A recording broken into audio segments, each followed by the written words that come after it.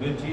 আমরা দীর্ঘদিন রাজনীতি করে, বিশেষ করে বিগত 17টি বছর ফ্যাসিস্ট শেখ হাসিনা সরকারের বিরুদ্ধে জেল, জুলুম, নির্যাতন, এমনকি আমাদের ক্রস ফায়ারের হুমকি এবং রিমান্ড সহ বিভিন্ন গায়েবী মামলায় আমরা জেল জুলুম খেটেছি।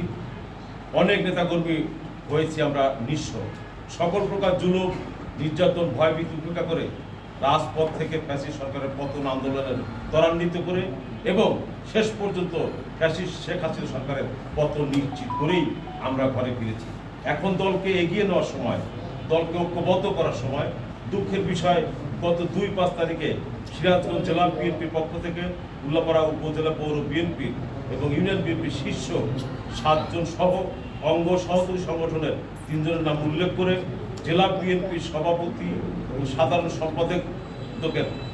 সাধারণ সম্পাদক সাহেবের নির্দেশিত হয়ে জেলা বিএনপি দপ্তর সম্পাদক একটি আমাদের এই শীর্ষ নেতৃবৃন্দের সকল প্রাথমিক সদস্যপদ সহ সকল পদের উপরে জেলা বিএনপি নেতৃবৃন্দ স্থগিতাদেশ জারি করেন। এখানে ওই সমস্ত নেতৃবৃন্দের প্রাথমিক সদস্যপদ স্থগিত করেন। বিষয়টি নিয়ে আমরা অত্যন্ত উদ্বিগ্ন, মর্মাহত এবং স্তম্ভিত। আসন্ন জাতীয় সংসদ নির্বাচন অত্যন্ত গুরুত্বপূর্ণ এবং চ্যালেঞ্জিং নির্বাচন। উল্লাপাড়া উপজেলা সিরাজ জেলার একটি অন্যতম এবং গুরুত্বপূর্ণ উপজেলা। এই উপজেলা থেকে একটি বিশেষ রাজনৈতিক দলের একজন প্রার্থী ইতিমধ্যেই উল্লাপাড়া বিএনপি সম্পর্কে মানুষকে বিরূপ ধারণা, জনগণের মধ্যে বিএনপি সম্পর্কে বিরূপ ধারণা দেওয়া শুরু করেছে। এই অবস্থায় সিরাজগঞ্জ জেলা বিএনপি সভাপতি এবং সাধারণ সম্পাদকের প্রতি আমাদের বিশেষভাবে অনুরোধ, আমরা 7 জন নেতৃবৃন্দের পক্ষ থেকে বিশেষভাবে অনুরোধ, রাজনৈতিক কারণে উল্লাপাড়া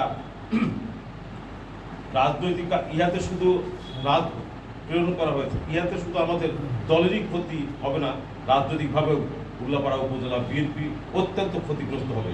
তাই সিরাজগঞ্জ জেলা বিএনপি সভাপতি এবং সাধারণ সম্পাদক মহোদয় দৃষ্টি আকর্ষণ করছি, উল্লাপাড়া উপজেলার যে সকল নেতৃবৃন্দের পদ স্থগিত করা হয়েছে দ্রুত তাদের স্থগিতাদেশ প্রত্যাহার করে স্বাভাবিকভাবে রাজনীতি করার সুযোগ করে দেওয়ার উদাত্ত আহ্বান জানাচ্ছি। পাশাপাশি দলকে আগামী নির্বাচনমুখী করে গড়ে তুলতে সুসংগত করার সুযোগ করে দিতে জেলা বিএনপি সভাপতি, সাধারণ সম্পাদক আবারও উদাত্ত আহ্বান জানিয়ে আমি আমার এই আজকের সংবাদ সম্মেলনে লিখিত বক্তব্য এখানে শেষ করছি। খোদা হাফেজ, বাংলাদেশ জিন্দাবাদ। সবাইকে ধন্যবাদ।